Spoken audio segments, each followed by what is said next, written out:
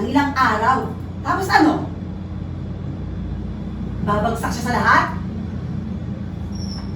Marami namang paraan sa pagdisiplina ng mga estudyante, di ba? Alam mo, wala kang kwentang teacher. Wala kang alam sa pagdidisiplina sa mga estudyante. Ang pagdidisiplina sa mga bata, nagsisimula yan sa bahay at natututunan sa kanilang mga magulang. Hindi niyo ho dapat inaasa yan sa mga teachers sa eskwelahan. Hoy! Baka sampalin kita!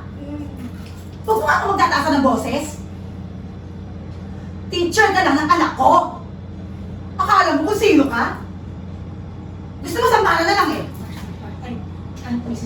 Ang pagiging teacher ko po ay isang marangal na propesyon. Hindi lang